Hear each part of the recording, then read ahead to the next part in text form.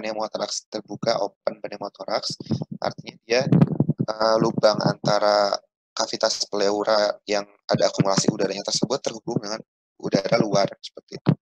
Biasanya karena adanya luka terbuka yang menembus penetrating injury, biasanya menyebabkan open pneumothorax. Jadi kita bisa lihat juga dari luar, dari dinding dadanya tampak ada luka ya, ada luka terbuka seperti yang dalam tentunya sampai ke dalam rongga paru. Nah, kemudian ada juga yang tertutup. Nah, tertutup di sini jadi dari dinding dadanya tampak biasa saja, tapi ternyata ada pneumothorax. Nah, ini biasanya karena traumanya karena ya bisa karena fraktur kostanya itu akhirnya yang di dalam ya, jadi kita tidak bisa lihat dari luar. Tanda-tanda dari luarnya mungkin bisa kita temukan jejas kalau pada kasus trauma, jejas atau mungkin tanda-tanda lain, misalkan ketinggalan gerak ya pada paru yang terdampak dan juga pemeriksaan fisiknya nanti akan kita bahas. Nah, nanti kalau dia udaranya terakumulasi di cavum pleura, dia bisa mendesak jaringan paru, akhirnya parunya bisa kolaps ya. Nah, ini bisa mengancam jiwa. Nah, pemeriksaan fisiknya ya, tanda-tandanya ya, bisa sesak nafas dan sebagainya. Dari inspeksi kita lihat, inspeksi kita bayangkan ya, di sini biasanya terjadi ketinggalan gerak pada daerah yang hemitoraks paru yang terdampak. Ketinggalan gerak karena dia paru mengembang karena dia terisi udara ya parunya, tapi dia tidak terisi udara dengan pernapasan untuk parenkim parunya, akhirnya ini terjadi ketinggalan gerak. Nah, kemudian ketinggalan gerak pada yang terdampak.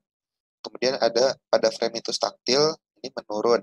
Jadi kan hantaran udaranya normalnya ada jaringan parunya yang menyebabkan udara bisa terhantar ya ke tangan kita pada fremitus taktil, tapi di sini terhalang oleh akumulasi udara sehingga fremitus taktil menurun. Kemudian pada perkusi, nah tampak perkusi hipersonor. Jadi sonornya berlebihan karena udaranya berlebihan ya. Jadi udaranya terakumulasi tapi tidak pada tempatnya. Hanya udara saja ya. Sini di hipersonor. Kemudian pada auskultasi tentunya vesikuler akan hilang ya, menurun sampai menghilang. Karena normalnya kan kita dengar vesikuler di parenkim paru di sini, tapi tidak terisi udara, nah udaranya mengisi di bagian luar sehingga vesikulernya akan hilang. Ya, berdasarkan dunia luar tadi, hubungan dengan fistula dengan dunia luar di sini open terbuka ya, biasanya karena tadi penetrating trauma yang luka yang menusuk menembus biasanya dengan bentuk diameter atau bentuk lubang ya. Kemudian di sini yang khas pada open pneumothorax ada suara yang seperti menghisap udara menghisap tapi dari dinding toraks, jadi saking chest wound, saking menghisap chest dada ya. Jadi ada luka yang dia seperti menghisap udara. Jadi normalnya kita menghirup udara kita akan masuk lewat hidung, tapi di sini ada jalan pintas lain yaitu langsung ke rongga toraks ya, rongga toraks lewat lukanya itu. Jadi ini seperti ada menghisap udara yang menghisap dari dinding toraks. Nah, tata laksananya apa kalau misalkan open pneumothorax? Nah, kalau tata laksana pada open pneumothorax, luka terbuka yang menembus tadi kita tutup dengan plester 3 sisi ya. Harapannya dengan adanya plester 3 sisi, ketika kita menarik nafas, rongga udara kita mengembang, udara dari luar itu tidak bisa masuk karena tertutup oleh plesternya 3 sisinya. Tapi ketika kita mengeluarkan nafas, nah itu udaranya bisa keluar, artinya dari satu celah itu, artinya dia tidak semakin menambah udara ketika menarik nafas gitu ya. Tidak semakin menambah udara ketika menarik nafas. Ketika kita menarik nafas itu dengan adanya rongga toraks yang mengembang, udara dari luar nggak bisa masuk karena adanya terhalang oleh plester 3 sisi. Pneumothorax tadi ya kayak tertutup. Ini bisa kita lihat gambarnya. Pada ronsen toraks ini tampak bagian toraks yang normal ya. Jadi yang di sebelah kiri ini tampak adanya lusensi tapi masih ada jaringan parunya. Jadi lusensi yang normal ya, seperti ini. Normal. Sedangkan pada hemitoraks yang sebelah kanan kita lihat di sini lusensinya berlebihan ya. Artinya kalau istilah radiologinya hiperlusen. Kan biasanya lusensi itu karena udara ya, hiperlusen. Dan di lusensi yang ini kita tidak temukan adanya jaringan paru ya. Jadi jaringan parunya ini kolaps ke sebelah sini. Jadi ini hanya udara saja dan tidak mengisi jaringan paru. Sense. Kalau ini cukup jelas ya, nanti kadang-kadang ada yang cuma segaris seperti ini bagian. Jadi ada tidak ada corak tidak ada corakan parunya sama sekali. Jadi hanya tulang terus udah hitam. Nah, kemudian selanjutnya tension pneumothoraks. Ini pneumothoraks juga yang sampai menyebabkan kasus yang berat ya, jadi sampai menyebabkan hipotensi dan sebagainya. Di sini bisa tanda-tanda yang pada tension pneumothoraks bisa terjadi hipotensi, shock, tensinya turun tadi ya, kemudian DVP meningkat, kemudian ada pergeseran deviasi dari trakea. Jadi karena saking udaranya terus terakumulasi terlalu besar, akhirnya dia sampai mendorong mediastinum dan mendorong trakea ya. Di sini bisa terjadi stres nafas dan shock. Termasuk salah satu kegawat daruratan harus segera ditangani, yaitu dengan didekompresi. Jadi tadi tension ya sangat mengembang sekali, harus segera didekompresi dengan needle thoracostomy. Lokasinya di SIC2 linea mid clavicula pada paru yang terdampak.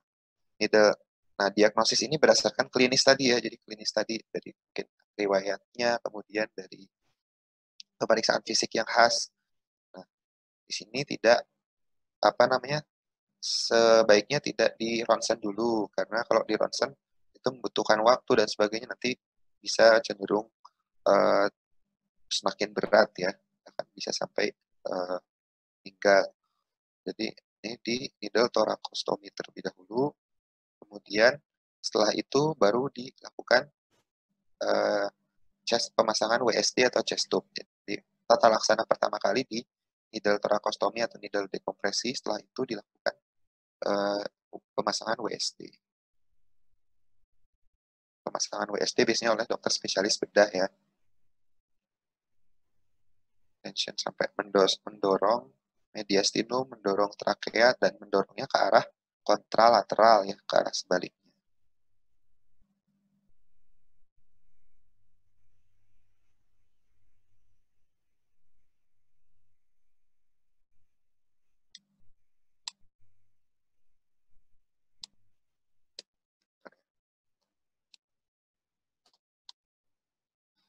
Nah, kemudian kita membahas tentang efusi pleura. Efusi pleura, kalau tadi pneumothoraks itu yang mengisi rongga kavitas pleura ya. Jadi kavitas pleura ini pleura ya.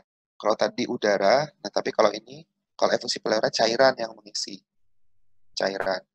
Jadi akhirnya kan parunya juga, kalau tadi parunya terdorong oleh udara, kalau sekarang parunya terdorong oleh cairan.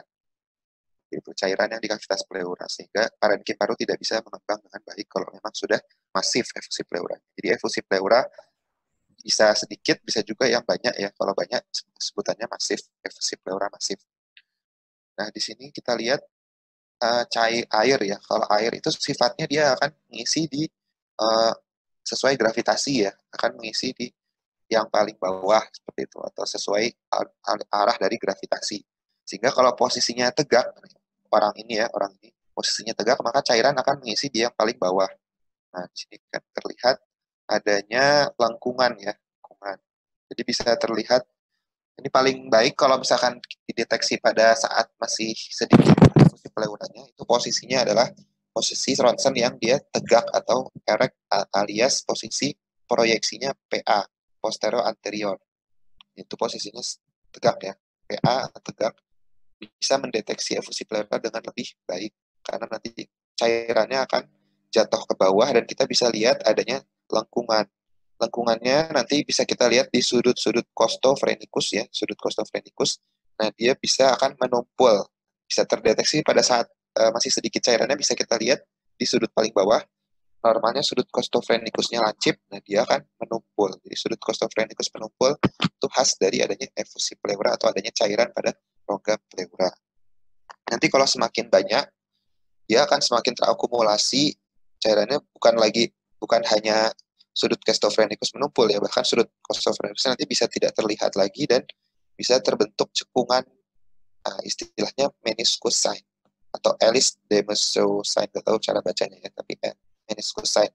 Nanti ada yang bilang Alice de Moscou apa Science Prancis. Nah itu kalau sudah banyak ya, jadi ada cekungan. Jadi kalau cekungan kenapa ya? Karena sifat cairan itu ya.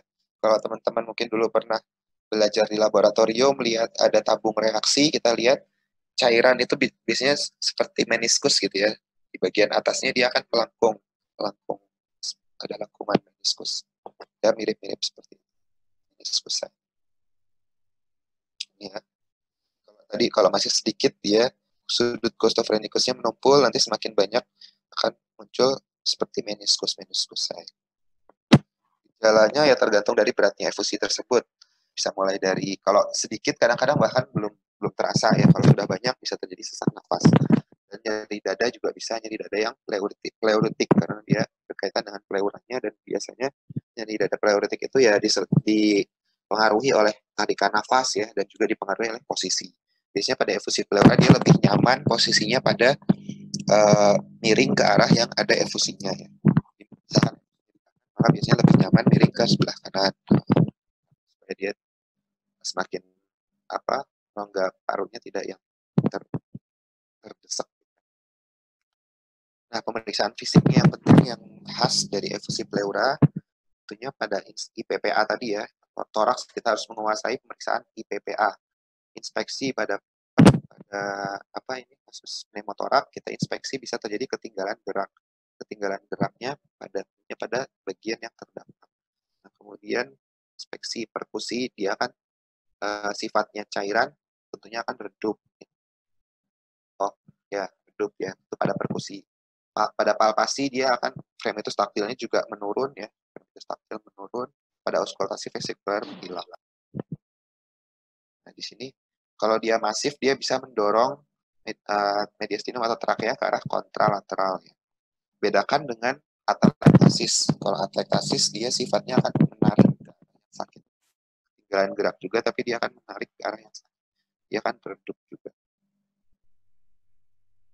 Jadi kalau sifatnya ada massa atau cairan yang mengisi rongga toraks ya, massa tambahan atau cairan tambahan atau udara tambahan, dia akan mendesak ke arah kontralateral.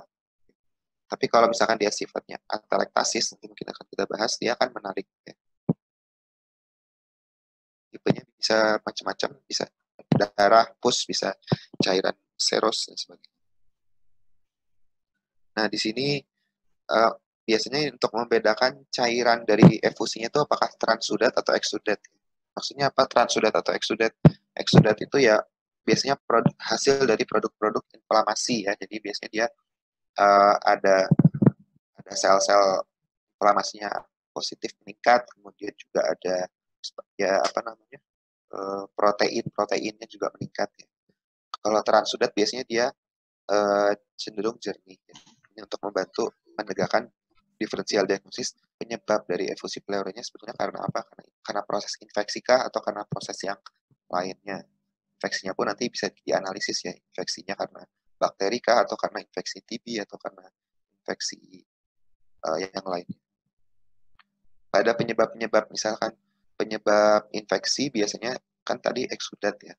Kemudian kalau misalkan transudat, jadi dia biasanya cenderung jernih, biasanya pada penyebab-penyebab seperti peningkatan tekanan hidrostatik ya. Jadi dia cairannya bocor karena peningkatan tekanan hidrostatik, bisa karena CHF dan sebagainya. Nah, untuk membedakan transudat dan eksudat biasanya ada tes yang dilakukan ya, yang mungkin pernah dengar juga Rivalta test ya. Rivalta membedakan transudat atau eksudat. Caranya dengan bagaimana? Dengan ada tabung reaksi isinya dia asam asetat. Jadi isinya asam. Ketika diteteskan oleh cairan efusinya tadi, kita lihat apakah dia akan mengendap ya. Jadi mengendap ke bawah. Nah, kalau ada endapan berarti dia kemungkinan ada proteinnya meningkat ya. Protein kalau ketemu asam akan terjadi penggumpalan, presipitasi. Jadi protein-protein itu banyaknya pada eksudat. Jadi kalau pada eksudat dia rivaltanya akan positif. Ya akan terbentuk presipitasi atau endapan yang akan turun. Rivalta positif pada eksudat. Adanya penggumpalan atau presipitasi dari protein tadi oleh asam. Nah, ini untuk membedakan secara laboratorium dan juga visual ya, membedakan dia transudat atau eksudat. Biasanya kalau transudat jernih, kalau eksudat bisa keruh ya, keruh. Kalau eksudatnya tipis ya agak-agak keruh. Kemudian proteinnya ya, kalau proteinnya biasanya, tapi kalau TB biasanya tidak keruh seperti ini ya, tidak keruh seperti bakteri. Kemudian proteinnya kalau pada transudat biasanya tidak banyak ya. Kalau pada eksudat biasanya dia meningkat karena dia banyak proses inflamasi. Ya. Jadi ada infeksi imun dan juga produk-produk. Nah, kemudian glukosanya kalau transudat dia banyak, kalau eksudat dia sedikit karena dia dipakai oleh metabolisme bakterinya. Salah satu. Kemudian tadi ya LDH-nya kalau pada eksudat meningkat kalau pada karena ada inflamasi ya. Kalau pada transudat ya normal.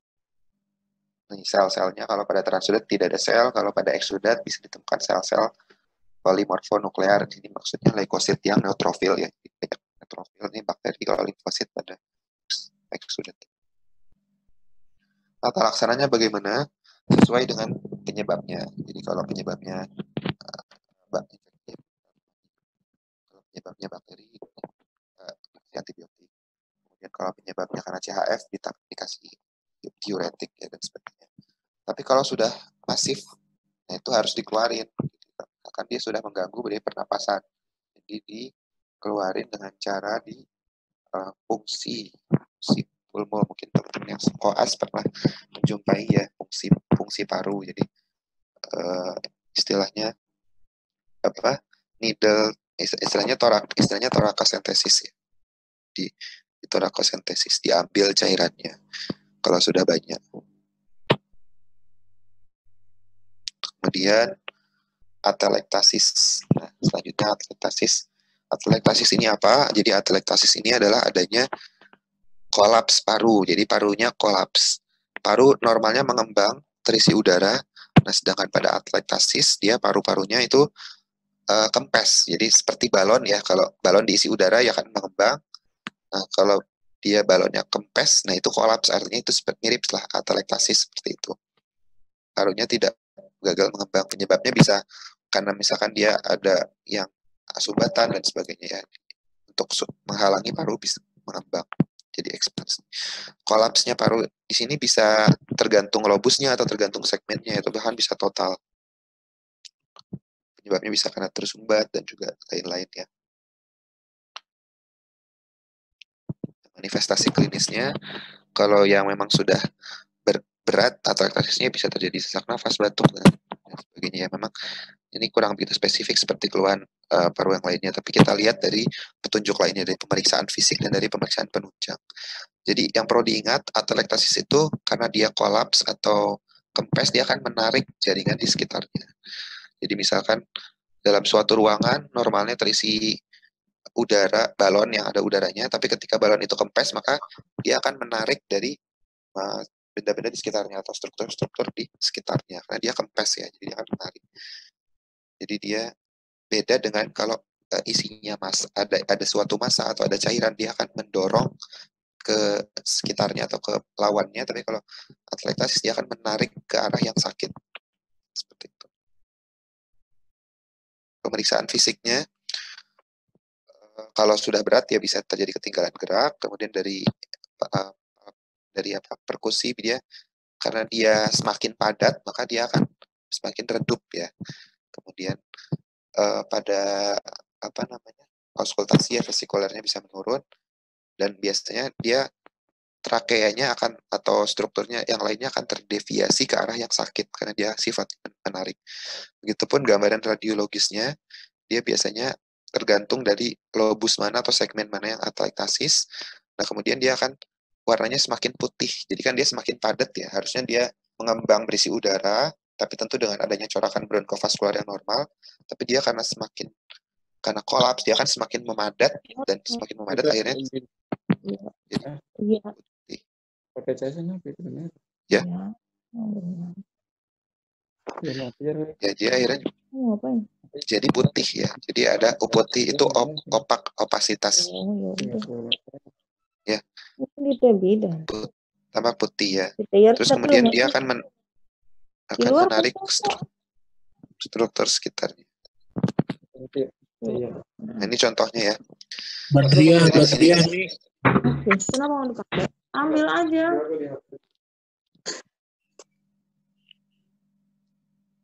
ya.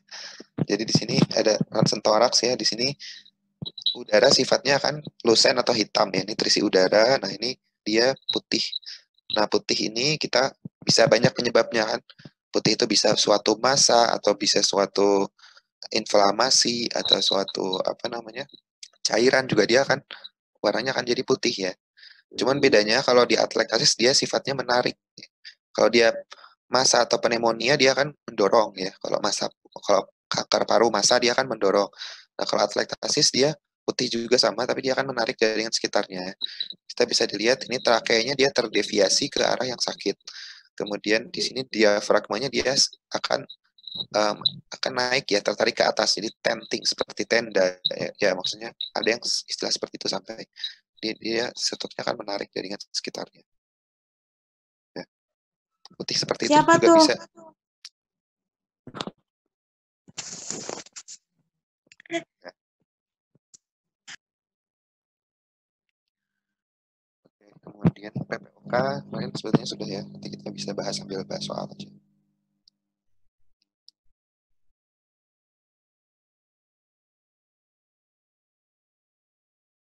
Ini abses pulmo ya.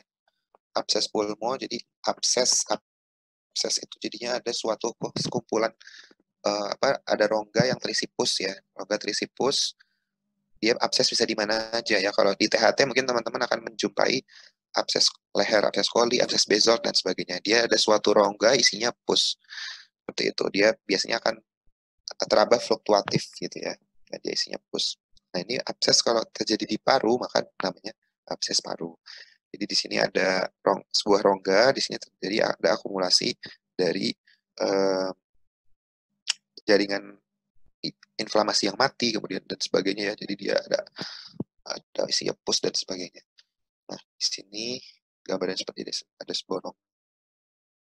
Biasanya etiologinya ya salah satu yang sering itu adalah adanya aspirasi dari oral cavity ya. Jadi dari rongga mulut yang dia teraspiran. Ada infeksi di gigi atau apa dia sampai masuk ke paru ya. Jadi ada aspirasi terus. Jadi di sini ada pus dan sebagainya. Salah satunya, tapi bisa juga dari proses pneumonia dan sebagainya.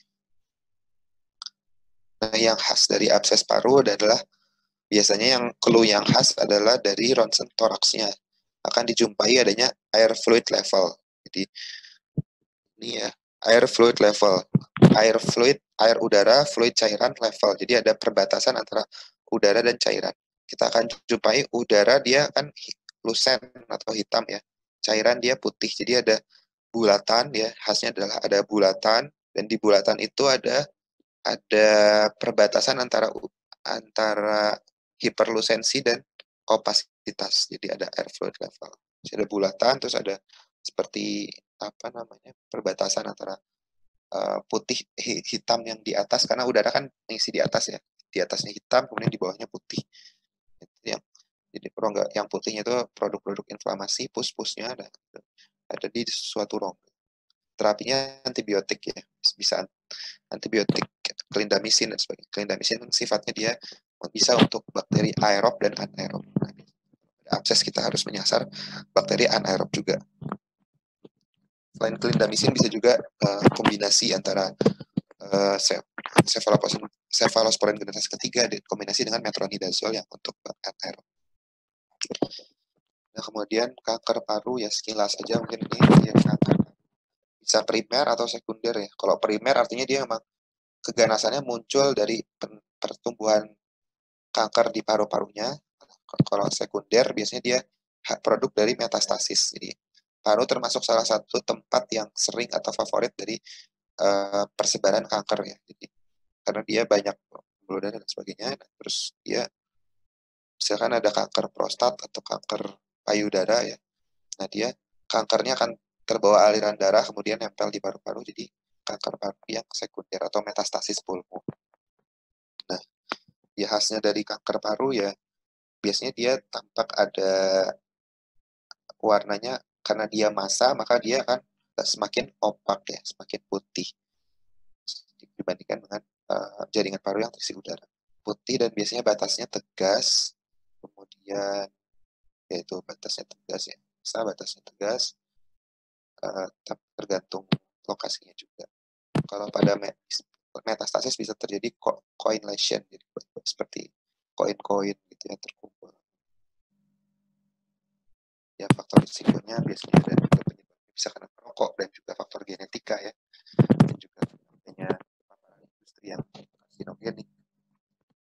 Gejalanya bisa batuk, bisa juga batuk darah bisa banyak, bisa kanker, bisa berbagai kasus kita cari. Keluh lainnya ini bisa di perifer atau bisa di sentral ya. Sentral di sini di saluran napas di cabang-cabangnya ya. Kalau di perifer di yang di samping-samping.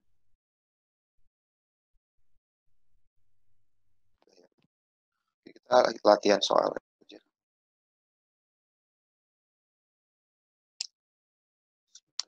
Stop.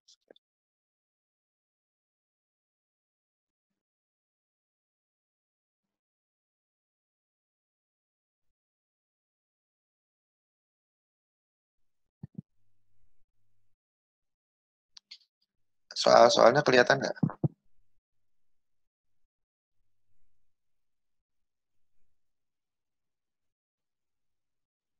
Ya, dokter.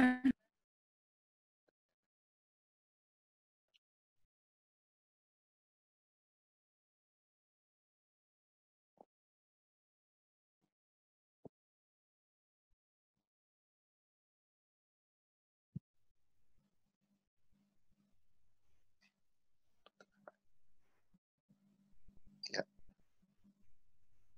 Nomor 1 mungkin bisa.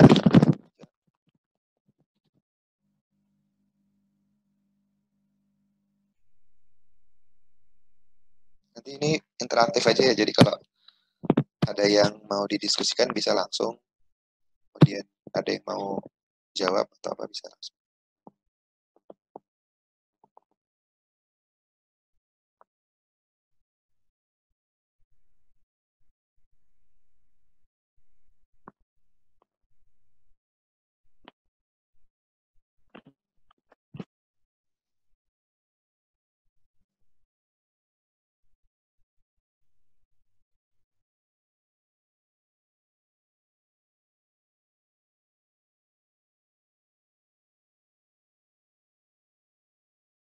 Ronsen torak dan BTA bukan ya, Dok? Satu. Ya. Curiganya ke arah berarti sudah punya kecurigaan ya ke arah. Ya kita lihat di sini laki-laki 22 tahun ya. Ada keluhan demam 3 minggu yang lalu ya. Batuk berdahak, penurunan berat badan dalam sebulan. Faktor risiko dan ada demam juga. Terus positif ya. Semakin menguatkan ke arah tadi kecurigaannya ke arah pemeriksaan fisiknya ada ronki di kedua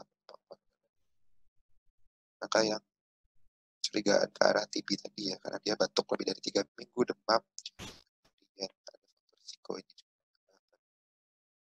imunokompromis ya, jawabannya di ronsen torak dan BTA. Nanti teman-teman bisa ingat-ingat lagi bagaimana cara mendiagnosis alur diagnosis TB.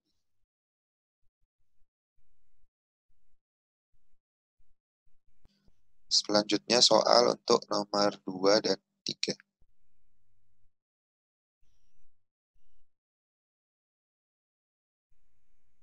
19 tahun, demam 3 minggu, batuk berdahak, benjolan gizinya kurang. HB-nya pemeriksaan lab yang HB-nya turun, airnya agak sedikit. Cek BTA sputumnya, hasilnya seperti ini.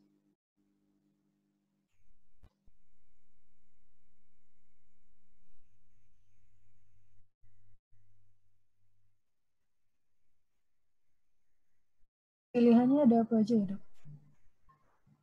Baik. Kemudian dari lehernya seperti ini. Miliar scrofuloderma. Ya nggak ya? Terus soal berikutnya.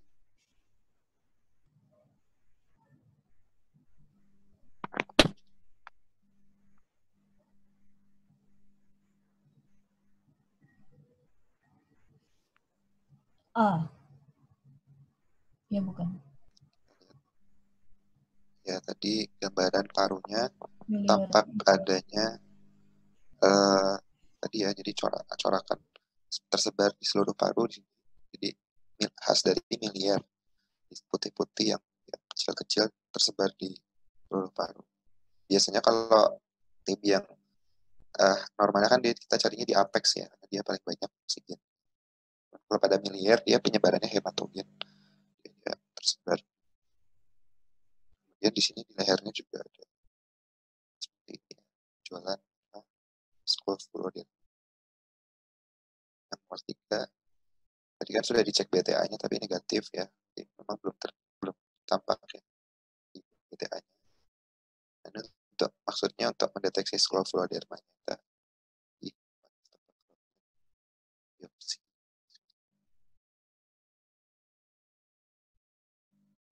Soal berikutnya.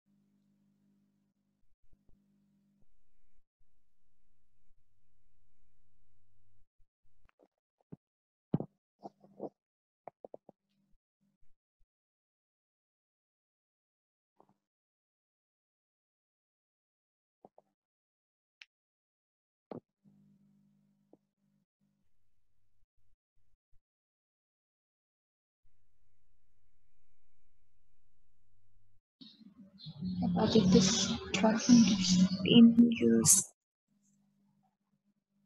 Yang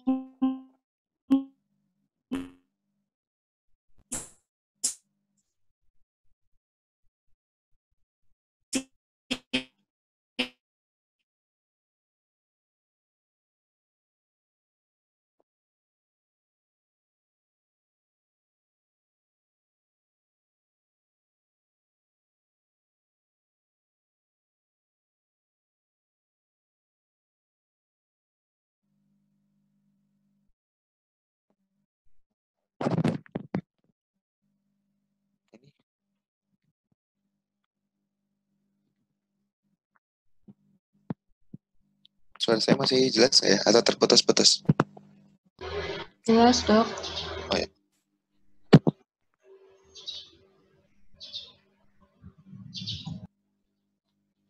Nomor 5 mungkin ada yang punya pilihan.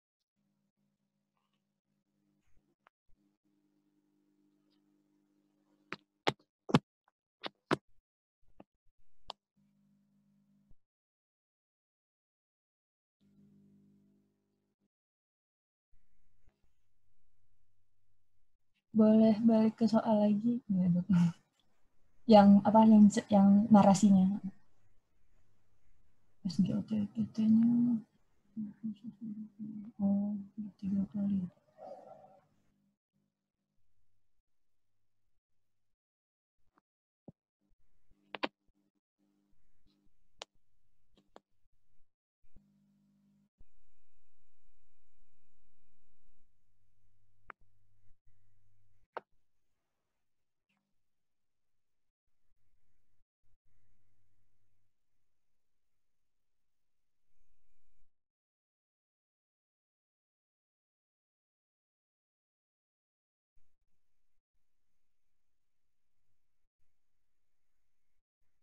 Ada yang sudah punya pilihan?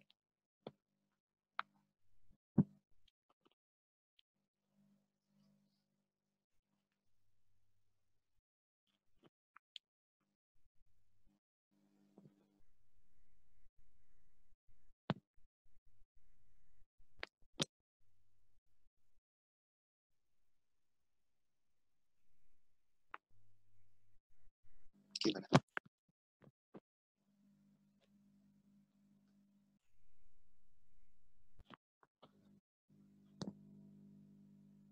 Nomor 4 dulu ya.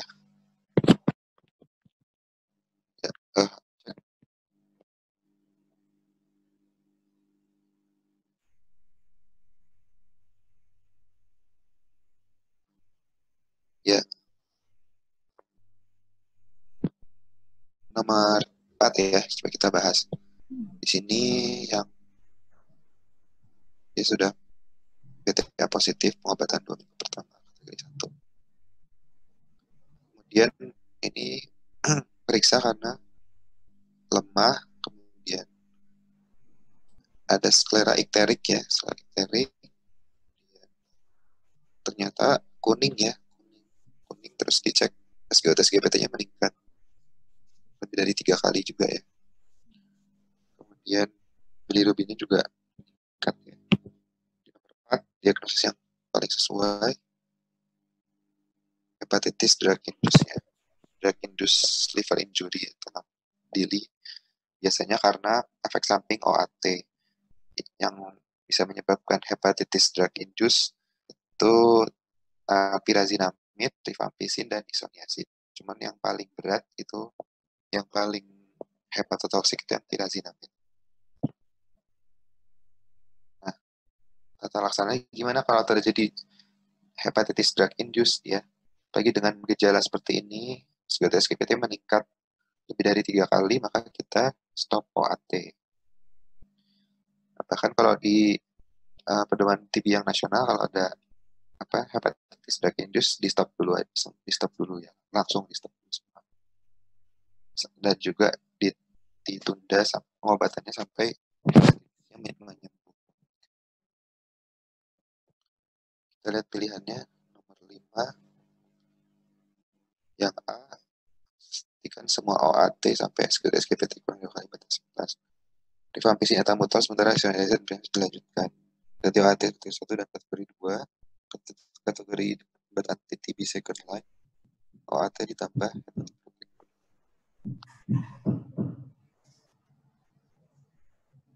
jawabannya ya karena hepatitis drug induced kita stop dulu semuanya ya. Stop dulu semua sampai membaik hepatitis. Izin bertanya, dokter. Ya.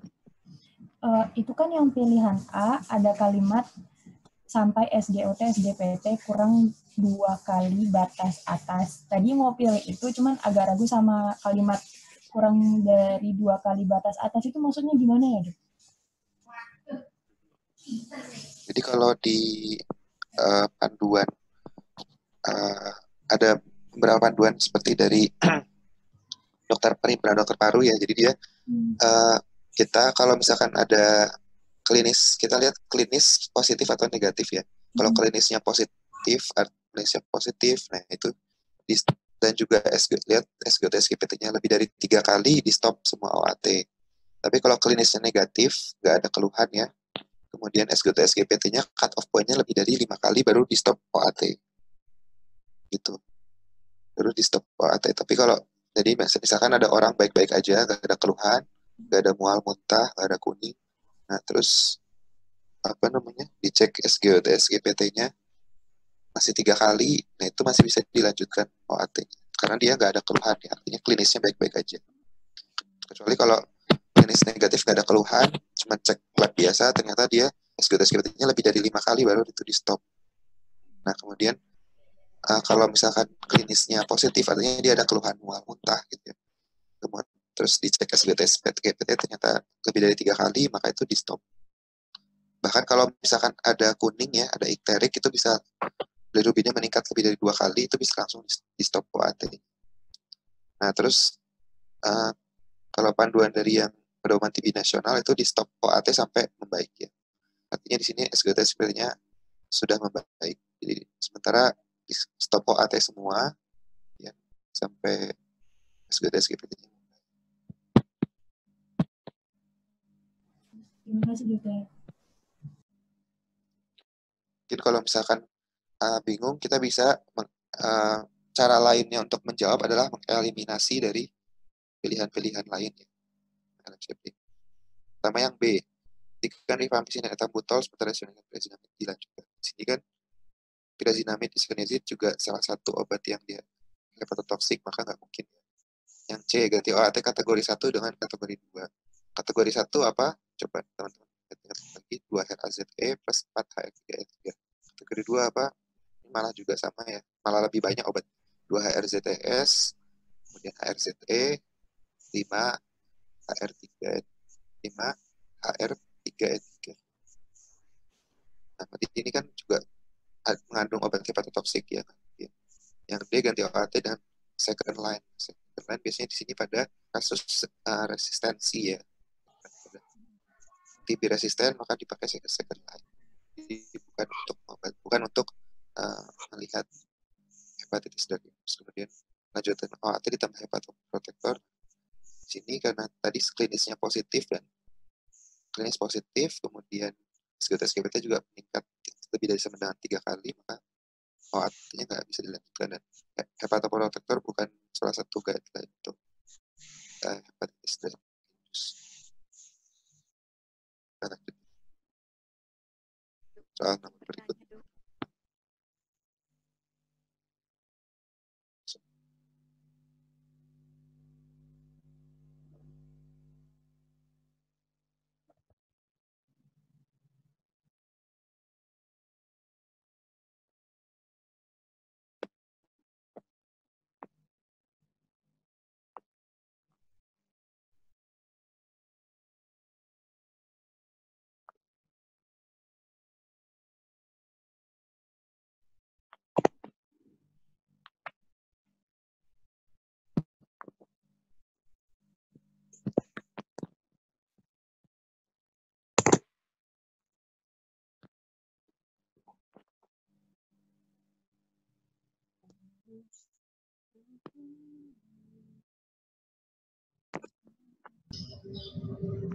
Dok, boleh di zoom lagi nggak dok foto ronsennya?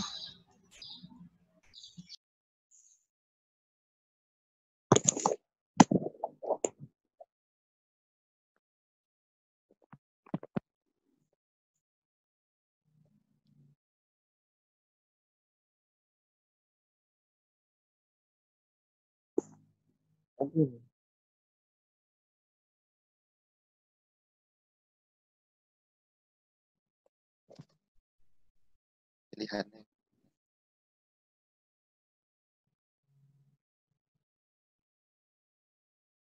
Bronkiektasis bukannya? Berapa bulan sih? 6 bulan ya? Bronkiektasis nggak dok ya? Honeycomb appearance. Iya. Ya, yang clue-nya dia ada batuk yang lama kronis ya. Kemudian seminggu yang lalu batuknya berdahak. Jadi dia sudah batuk kronis, tapi dia seminggu yang lalu dia batuknya berdahak warna hijau kecoklatan bau busuk. Kemudian ada demam seminggu yang lalu. Dan fisiknya normal tersebut. Nah, ada ronki kasar, ronsen toraksnya di sini tampak ada seperti bulatan-bulatan ya. Dia banyak bulatan-bulatan. Ya, ini honeycomb. Maksudnya adalah honeycomb. Jadi dia bronkiektasis yang exacerbasi atau bronkiektasis terinfeksi. Ya, ini bulatan jadi dia ada dilatasi dari bronkus. Honeycomb. Kemudian terapinya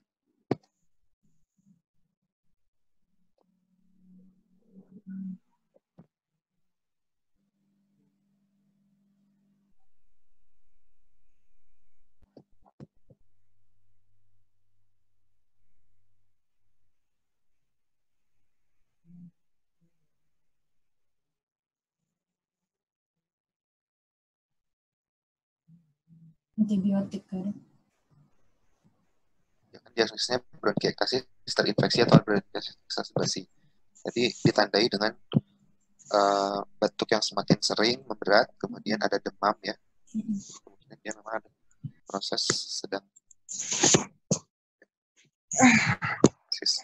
antibiotik spektrum.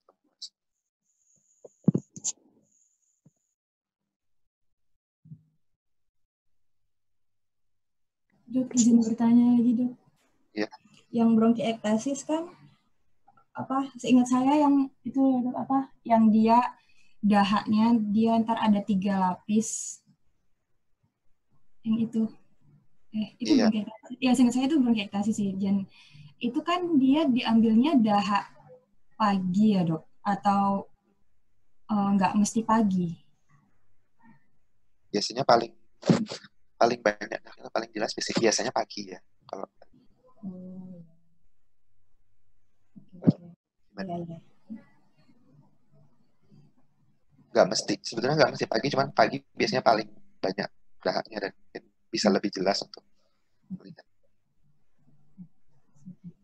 Ya, cuman di sini memang tidak disebutkan ya tadi ada sputum 3 lapis dan sebagainya. Karena memang tidak semuanya akan betul-betul jelas gejalanya ya, sputum 3 lapis. Tapi kalau memang ada kata-kata sputum 3 lapis, maka itu di sini yang clue yang khas yang menunjukkan adalah tadi ada batuk kronis yang memberat dan dari gambaran ronsen yang menunjukkan adanya dilatasi dari lupus.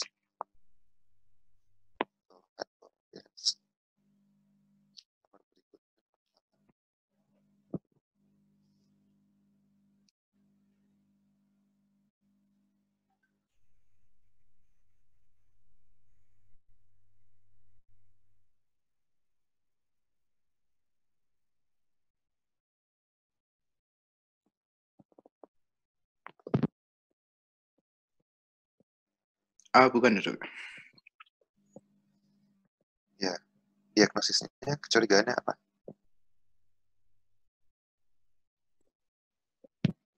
ISPA, Dok. Ya, 30 tahun, batuk darah pusing ya.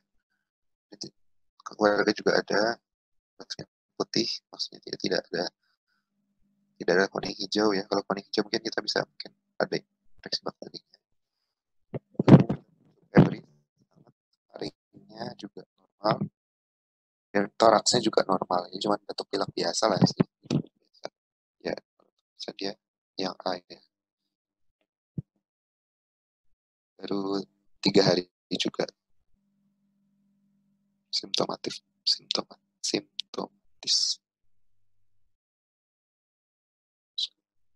Lanjut.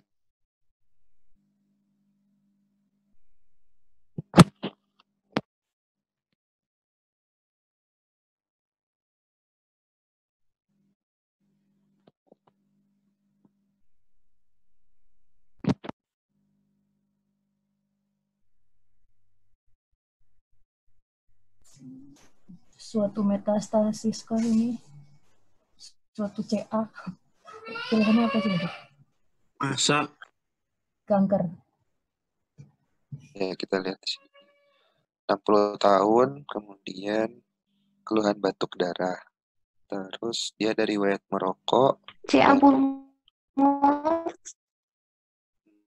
Di sini keluarga, ini ada mungkin ini maksudnya ada maksud tersendiri ya. Tidak ada anggota keluarga menderita batuk lama dan sedang mengalami rutin baru. Ini mungkin dimunculkan di soal mungkin untuk membantu ya. Jadi apa-apa yang dimunculkan di soal bisa membantu. Pemeriksaan fisik redup ya, berarti kemungkinan dia massa cairan atau atrektasis dan sebagainya. Kemudian di sini ada vesikular menurun dan di sini ada opasitas dengan batas tegas. Jadi opasitas dengan batas tegas ya mengarah ke kanker paru. nomor 10.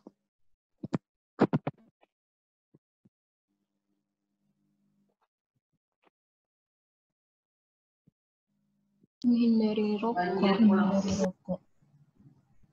D. Tindakan preventif. Ya.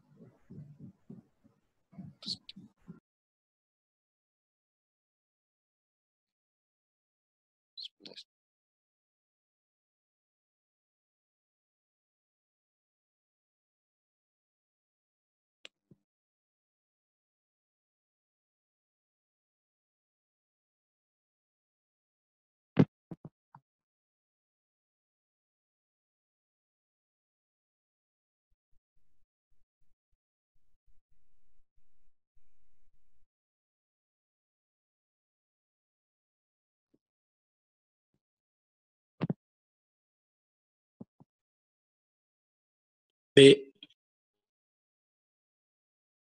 Jelas ya.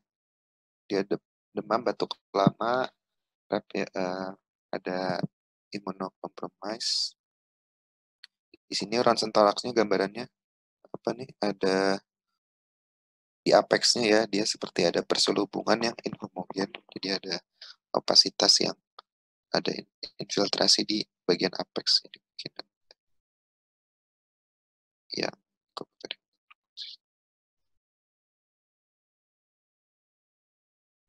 Sama ya. Ntar.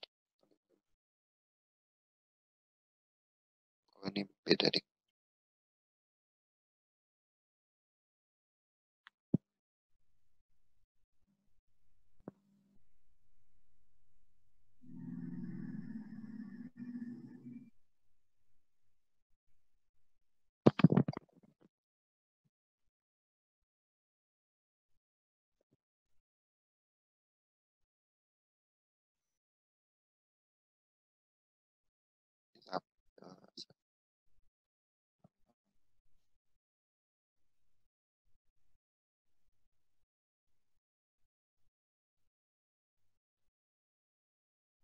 Sama seperti tadi ya.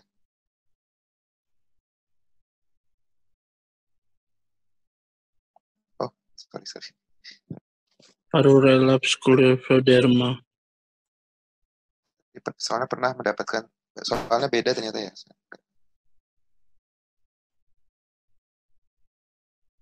Oh iya beda soalnya. Beda.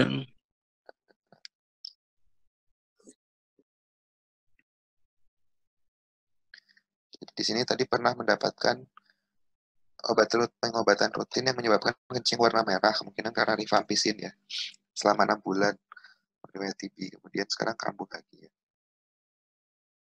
PTA-nya sekarang positif, berarti dia masuknya yang relapse dan scleroderma tadi.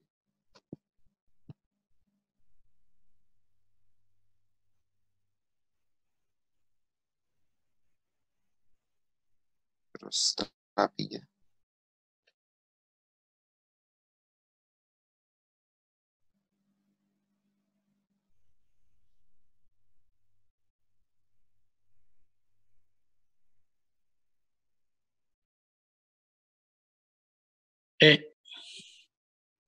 Kategori 2.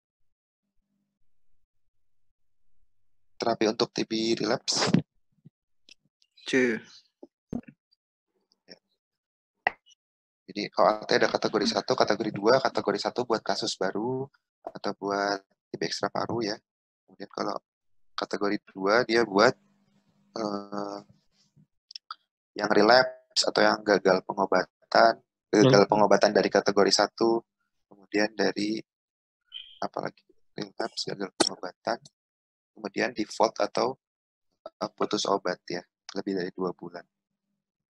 Jadi yang kategori dia kita terapi sesuai dengan diagnosis. Tadi kita mendiagnosis TB relapse dengan scleroderma. Nah, dengan adanya relapse-nya maka dia kategori 2. Tapi kalau sclerodermanya saja sih enggak ya. Dia termasuk TB ekstra paru, jadi kategori 1. Tapi kan ada relapse-nya maka kategori 2. Di soal, tapi di sini belum ada keterangan dia resisten terhadap anti OAT, jadi kita belum bisa mendiagnosis dia TB resisten atau apa ya. Tata laksana sebagai TB paru relapse. Nomor berikutnya.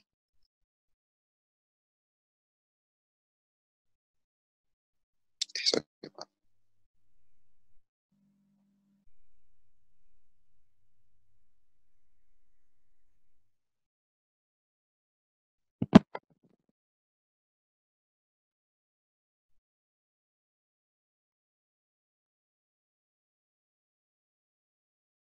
A. Ya, dia riwayat TB, kemudian ada petunjuknya ada dia kan sedang pengobatan OAT.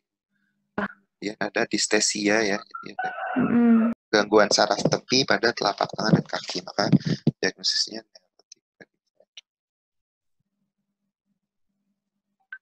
kemudian terapinya apa kalau neuropati perifer karena OAT? Iya. Yang E. Ya, Lanjutkan. ditambah dengan vitamin B6 atau nama lainnya vitamin B6 apa? Pyridoxine. Pyridoxine ya. Nanti kadang-kadang di soal ada yang bikin susah, jadi dia ada yang pyridoxine, kemudian vitamin B yang lain. Maksudnya ada yang riboflavin apa gitu. Tuh. Selanjutnya.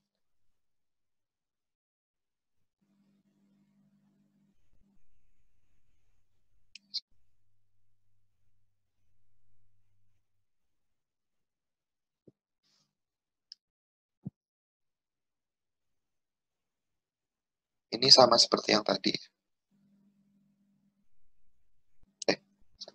Sama. Atau redaksinya saya lupa.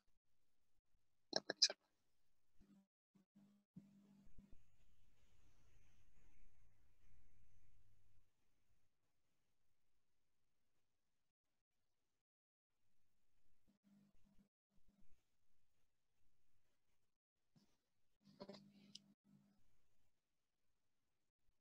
A. Ya, diagnosisnya apa nih? Bronkiektasis. Bronkiektasis itu biasanya mekanismenya karena adanya tadi kerusakan struktur paru, biasanya infeksi. Kalau yang B, hipersensitivitas mukosa bronkus, edema, dan spasme otot polos untuk asma. Asma. Infeksi kronis yang menyebabkan kerusakan dari cabang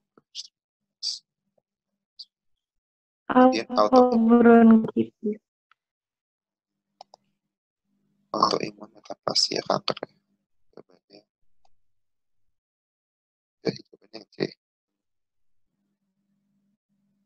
Lah kok dia C? Ini bronkiektasis ya, bronkiektasis dia. Berarti yang kerusakannya pada cabang-cabang bronkus. Kalau pada alveolus nanti jadinya emfisema. Emfisema terus PPOK.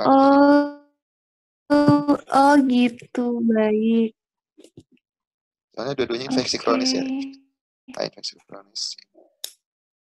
Kalau yang ini bronkiektasis jadi cabang.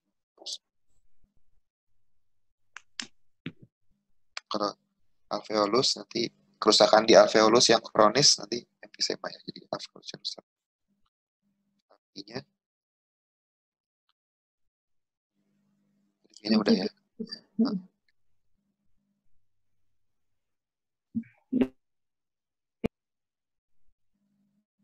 Selanjutnya. Next aja ya.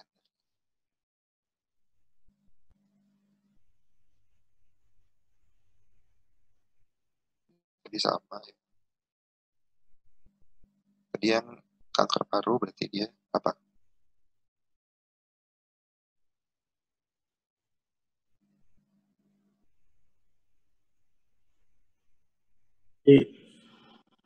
Bikin expert tuh. Yang B.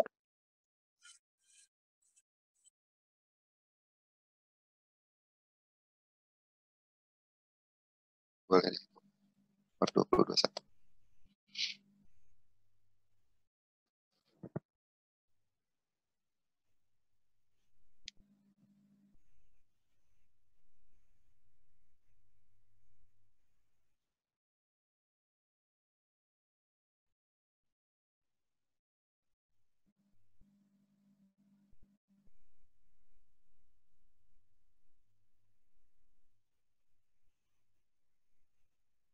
Asma bronkial serangan berat.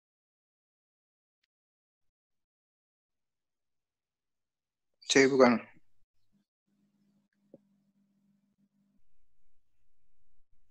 Itu asma bronkial karena dia ada riwayat sesak napas. Biasanya mereda dengan sirup, tapi itu tidak. Oh iya. Jadi di sini anak perempuan 3 tahun, kemudian sesak nafas memberat 6 jam yang lalu ya. Memang sering sesak nanik keluhnya ya. Sebelumnya memang sering sesak nafas kambuh-kambuhan. Kan? Berarti dia sering kambuh sesak nafas. Anak usia 3 tahun. Biasanya minum sirup pereda sesak nafas, berarti dia sudah sering sesak, terus suka minum sirup pereda sesak. Dari puskesmas biasanya membaik dengan sirup tuh. Tapi kali ini belum membaik. Pemeriksaan fisik yang ditemukan ada crackles dan wheezing. Ada wheezing ya. Kemudian kemungkinan diagnosisnya adalah dia asma ya, kambuh. Asmanya kambuh. Kemungkinan sirupnya apa nih dari puskesmas? Salbutamol ya. Salbutamol. Ya, kalau yang A gagal jantung akibat penyakit jantung kongenital, biasanya kurang sesuai dengan ya. Nah, dia kan kambuh-kambuhan terus Sembuh dengan obat. membaik dengan obat. Biasanya membaik dengan obat sirup itu. Tuberkulosis paru dia nggak biasanya dia batuk lama dan sebagainya. Batuk lama atau kalau pada anak ya scoringnya dia mendukung, terus biasanya ada kontak dengan TB ya. Kemudian pneumonia aspirasi biasanya dia kalau biasanya terhirup oleh muntahan atau dia kondisi nggak sadar terus dikasih minum, ya, minumnya masuk ke paru atau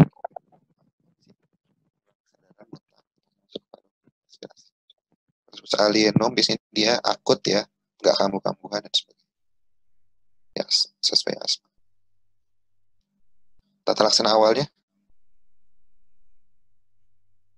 Nebulasi salbu dengan oksigenasi.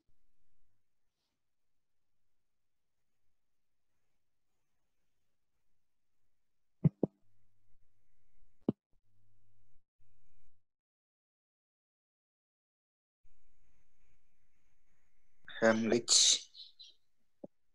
Ya, dia lebih dari 6 tahun ya. Kalau masih bayi kurang dari 1 tahun, istilahnya kalau choking bisa di back blow sama chest thrust. Back blow. Bentar, ini yang lewat aja udah petok.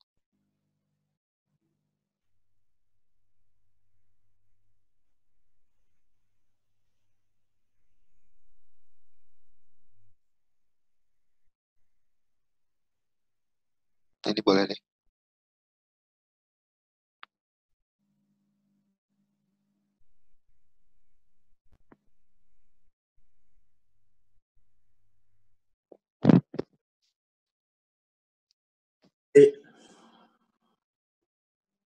Apa?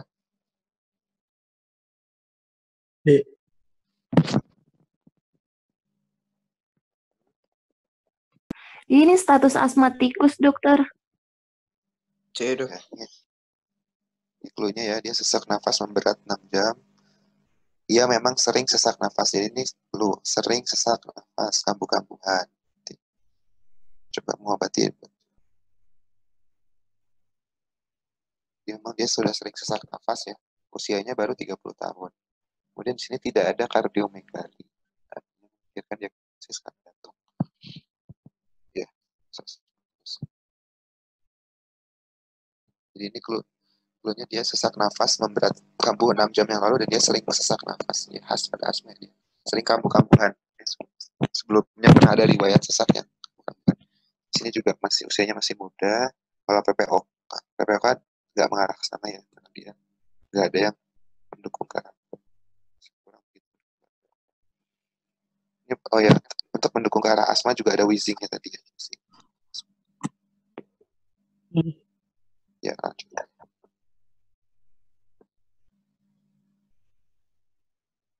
Kalau ACS nyeri dada, kalau gagal jantung biasanya kardiomegali ada. Pemeriksaan fisiknya ada ronki basal.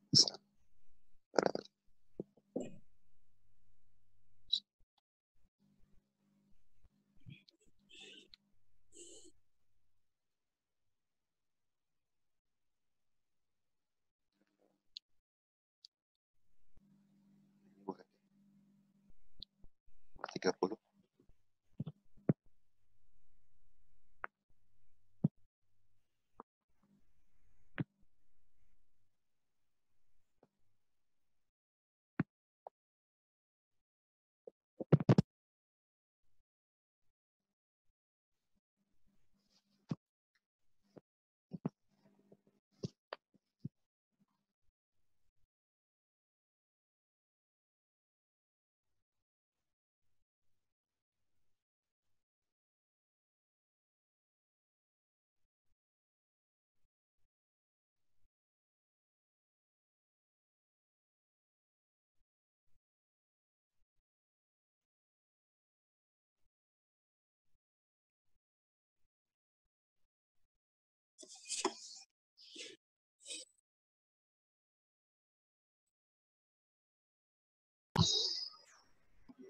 Dosisnya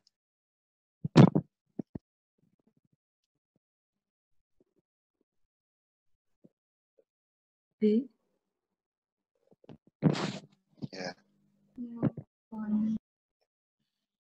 sini tunjuk arah pneumonia adalah dia Infiltrat. 3 tahun. Ya, infiltrat. Kemudian ada distres pernapasan dan ada ronki ya, krepitas.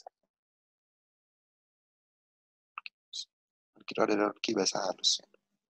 Di sini nggak disebutkan wheezing juga ya, dan usianya juga 3 tahun. Tapi kalau misalkan dan dari ronsennya juga ada opasitas inhomogen. Kalau anak kurang dari 2 tahun, ronsen toraksnya ada hiperinflasi dan ada wheezingnya, kita perlu bronkiolitis.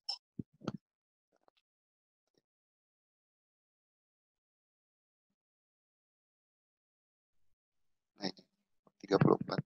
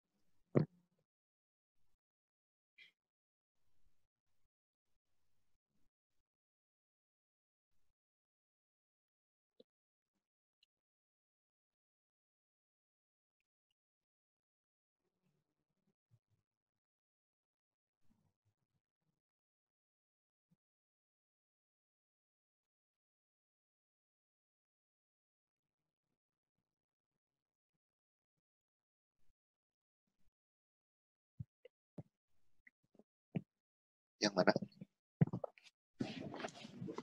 B ya dok. Mana? Yang B kan. Oke. Penyakitnya dulu apa ini? Penyakit di sini pilihannya ada asma, pneumonia, PPOK. PPOK. Persubasi akut. Ya, ada PPOK juga persubasi akut. Yang tidak tidak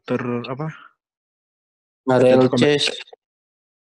Barrel chest dan sebagainya khas dari PPOK ya. Dia memberat jadi eksaserbasi akut. Jadi PPOK sifatnya kronis, cuman ada periode dia memberat dari biasanya. Kemudian ronsen ini khas ya, jadi ada gambaran emfisematos lung, jadi dia sela iga melebar, kemudian slight hiperlusan ya, jadi bisa hiperlusan juga karena dia ada emfisemanya. Kemudian ini diafragmanya mendatar ya, kemudian jantungnya mungkin ini juga agak seperti menggantung di PPOK. Kemudian gagal napasnya kita lihat dari hasil analisis gas darah. Nah, tipe 1, tipe 2 lihatnya dari mana nih? PO2 sampai Dia. CO2. Ya. Kenapa tadi milih B? Karena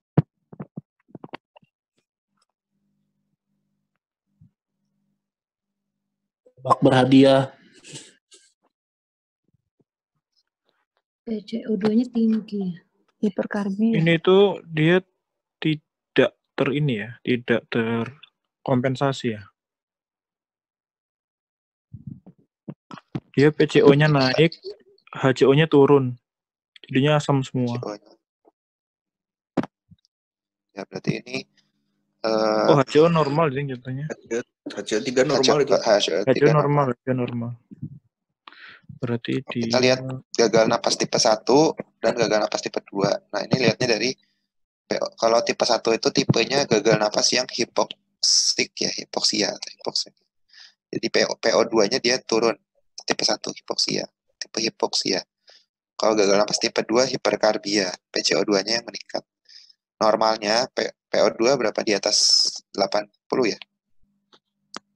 Jadi coba cari nilai normalnya ya. Jadi kalau PO2-nya turun dia hipoksia ya. Gagal napas tipe 1 itu yang tipenya hipoksia. Jadi tipe 1 itu yang PO2-nya dia turun. Kalau gagal napas tipe 2 tipe hiperkarbia yang tipenya PCO2-nya naik. Normalnya 45 kalau nggak salah. Jadi ini termasuk yang gagal napas tipe 2 karena dia PO2-nya sih normal, ini tidak hipoksia, cuman PCO2-nya dia meningkat, hiperkarbia, jadi tipe 2. Jawabannya B. Kemudian Kemudian ini interpretasi pH-nya, interpretasi AGD-nya gimana? Termasuk apa? Alkalosis, asidosis, atau asidosis apa? Respiratorik atau metabolik? Alkalosis, metabolik. Asidosis respiratorik. Asidosis respiratorik. Respiratorik. Ya. Kita lihat pertama, lihat pH-nya dulu ya. Lihat pH-nya dia asam atau basa. Kalau asam asidosis. Kalau turun dia asidosis. Kalau naik dia alkalosis. Normalnya 7,35 sampai 7,45 biasanya. Dia 7,25 berarti dia turun pH-nya, berarti dia asidosis. Kemudian untuk selanjutnya kita tentukan respiratorik atau metabolik. Nah, pertama kita lihat dulu PCO2-nya ya. PCO2-nya dia sesuai atau mendukung ke arah pH-nya atau enggak. Kemudian kita lihat HCO3. PCO2 ini sifatnya kalau dia meningkat, dia sifatnya asam ya, mengasamkan. Kalau turun, dia sifatnya membasahkan. Kebalikannya HCO3, kalau dia meningkat sifatnya basa, kalau turun sifatnya asam. Pertama kan tadi kita lihat pH-nya asam, asidosis ya, turun pH-nya. Kemudian setelah lihat pH, kita lihat PCO2. Ternyata PCO2-nya meningkat. Meningkat berarti dia sifatnya memang asam, sesuai dengan pH-nya. Sesuai ya, dia asidosisnya respirator. Sebenarnya udah nggak usah lihat HCO3. Udah, karena dia sudah sesuai ya. Habis lihat pH, lihat PCO2.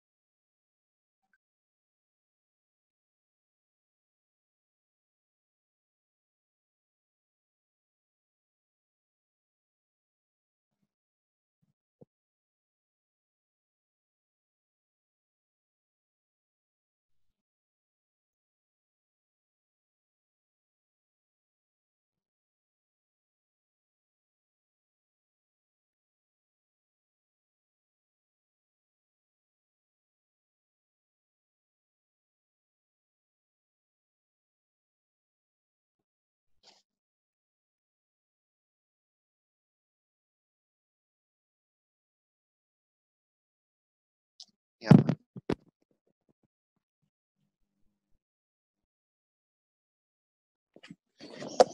Asidosis metabolik ini. Ya. Kita langsung lihat aja AGD-nya ya. AGD-nya. Pertama dia pH-nya asidosis atau alkalosis, dia turun atau naik? Turun ya. 7,3 sampai 7,45, dia 7,2, berarti dia turun, berarti asidosis. Nah, selanjutnya kita lihat PCO2. PCO2-nya turun, naik atau normal?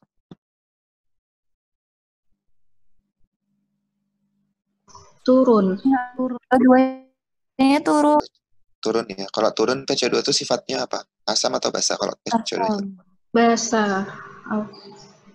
Kalau turun sifatnya basa. Kalau turun sifatnya basa ya. Basa. Kalau PCO2 meningkat dia asam. Tadi yang seperti di atas dia asidosis respiratorik karena dia PCO2-nya meningkat sehingga membuat asam pH. PCO2-nya turun, bahkan turun ya. Nanti normal. Berarti kan nggak sesuai, ini pH-nya asam, tapi kok PCO2-nya malah turun atau mungkin bisa juga normal ya. Turun nggak sesuai untuk membuat pH-nya asam. Nah, kita baru lihat HCO3. HCO3-nya dia turun atau naik? Turun ya? Turun. Normalnya berapa? 22 sampai 26. Ya, HCO3-nya turun. HCO3 kalau meningkat sifatnya apa? Kalau turun sifatnya? Turun Meningkat Meningkat basah. basah. Turun dia asam. Turun asam. Meningkat basah, kalau turun Kalau turun asam, kalau meningkat basah ya. Berarti kan ini Ini turun, berarti mesti asam ya. Berarti ini yang membuatnya memang membuat pH-nya asam ya, jadi asidosis metabolik. Metabolik. Jadi kan pertama kita lihat pH asam, terus lihat PCO2 dia sesuai atau enggak dengan membuat pH-nya seperti itu, buat pH-nya asam. Ternyata nggak sesuai, baru kita lihat CO3. Nah, CO3 ini yang tuh asidosis metabolik.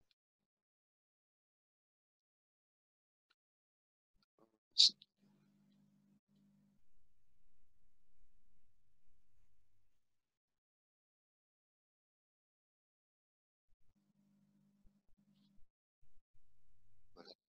39.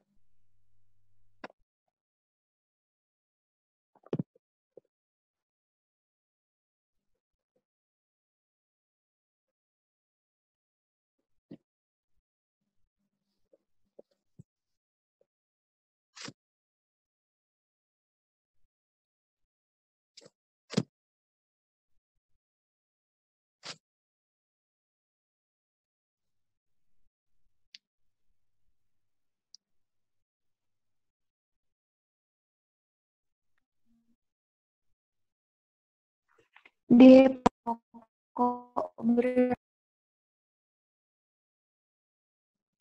POK.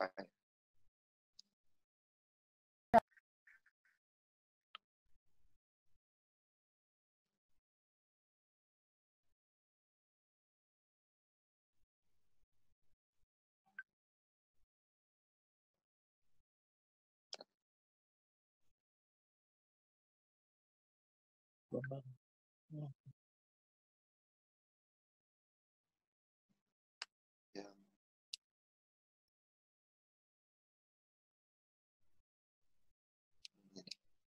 42.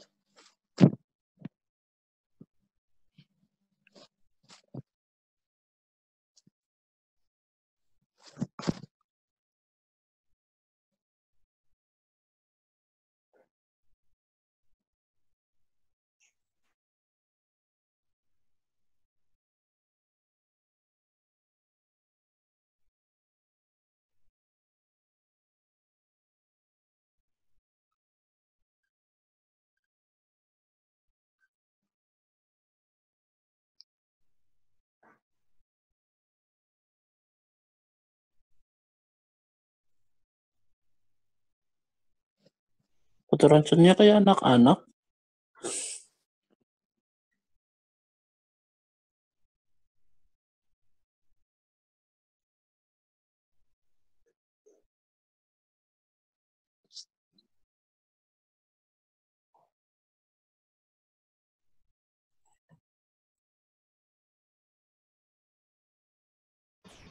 Diagnosisnya apa? TB. C. TB pulmo OAT golongan 1. Ya.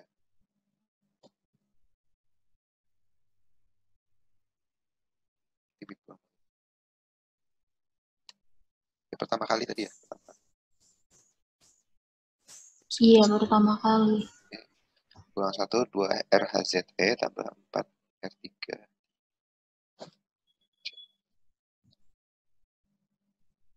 Nomor 43.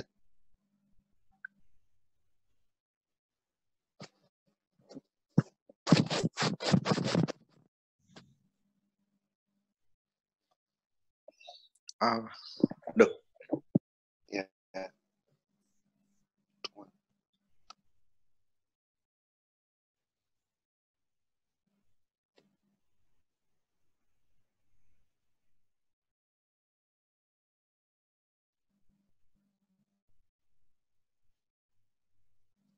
Sebentar. Sedikit lagi saya carikan dulu.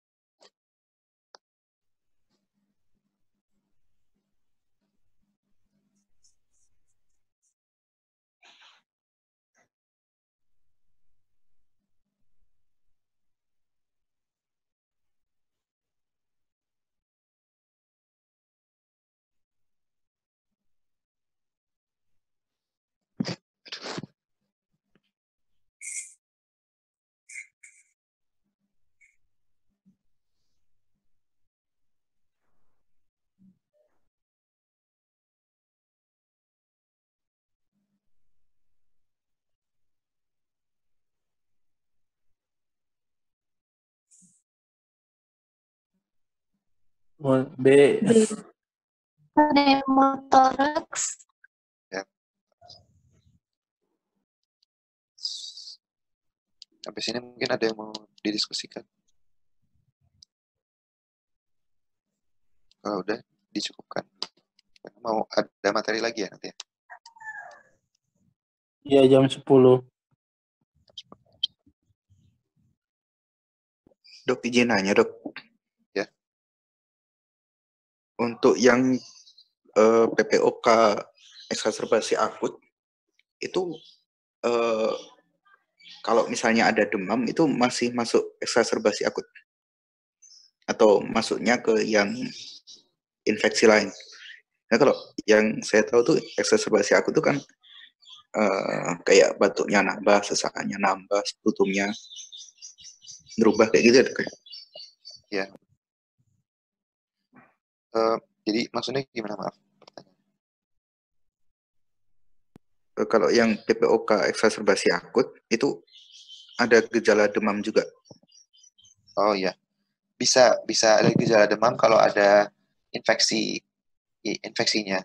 Salah satu untuk eksaserbasi akut bisa terjadi infeksi juga. Jadi keluhannya memberat, bisa ada disertai demam. Mungkin memang ada infeksi lainnya, infeksi parunya juga gitu yang terjadi saat itu, sehingga salah satu pencetus dia keluhannya memberat jadi eksaserbasi. Tapi memang kalau PPOK eksaserbasi akut nggak selalu ada demam ya, bisa juga dia memberat gejalanya. Cuman demam salah satu tanda dia bisa saat terjadi eksaserbasi dengan adanya infeksi.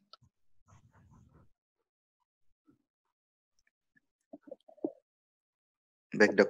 Makasih, Dok.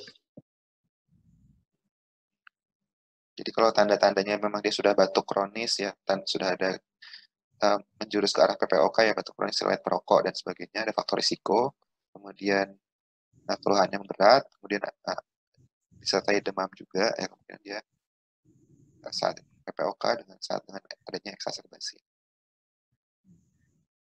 PPOK eksaserbasi akut tata laksananya ya inhalasi, kemudian inhalasi beta agonis, kemudian juga bisa ditambahkan kortikosteroid dan juga antibiotik ya, karena misalkan dia ada infeksi bakteri. Ada lagi mungkin yang lain?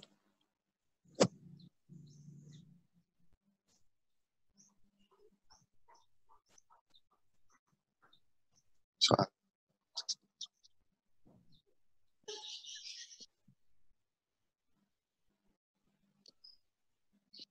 ini satu lagi deh terakhir. Izin, Dok. Tadi Anda berarti misalnya itu demamnya tinggi banget kayak gitu, kita bisa bilang itu pneumonia nggak, Dok? Atau tetap PPOK eksaserbasi akut, Dok? Kan tipikalnya ISPB kan ya, Dok ya, mikroorganismenya yang pneumococcus ya, Dok?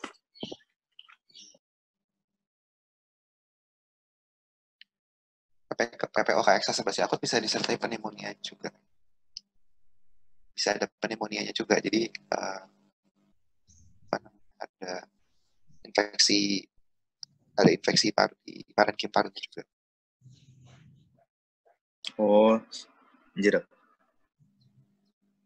B.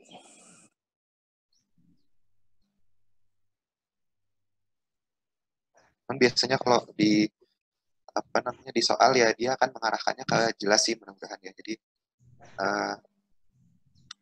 misalkan dia ada PPOK kemudian disertai dengan gejala demam dan sesak napas yang bertambah, itu akan nanti mengarahnya ke PPOK eksaserbasi akut.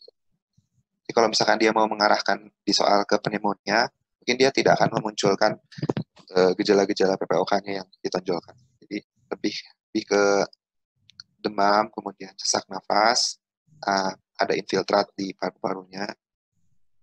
Demamnya mungkin akan ditunjukkannya yang baru masih akut ya, jadi baru 5 hari atau berapa. Kalau misalkan nanti misalkan di soal mau menunjukkannya, mengarahkan jawabannya ke pneumonia, ya mudah-mudahan dia tidak biasanya sih nggak akan memunculkan clue-clue yang ke arah PPOK-nya. Biasanya diperjelas lagi, dia akan nanti jawabannya, oh ini pneumonia, demam, kemudian produksi sputumnya mengkopuler, terus bisa disertai leukositosis yang teriak, kemudian ada infiltrat di paru, nanti bisa mengarah ke pneumonia komunitas. Gitu. Jadi, mudah-mudahan di soalnya akan diarahkannya ke yang jelas. Tapi kalau nanti di soal ada di ada barrel chest dan sebagainya, nanti kan itu mengarahkannya ke PPOH exacerbasi akut. Ada barrel chest tapi nanti dia juga ada demam dan sebagainya. Jadi kalau memang dia mau mengarahkan pneumonia, biasanya untuk yang clue yang ke arah PPOK-nya biasanya nggak dimunculkan. Iya, Dok. Makasih, Dok. Ya, ini terakhir. Jawabannya apa? Ada metastasis paru. Ya, metastasis paru.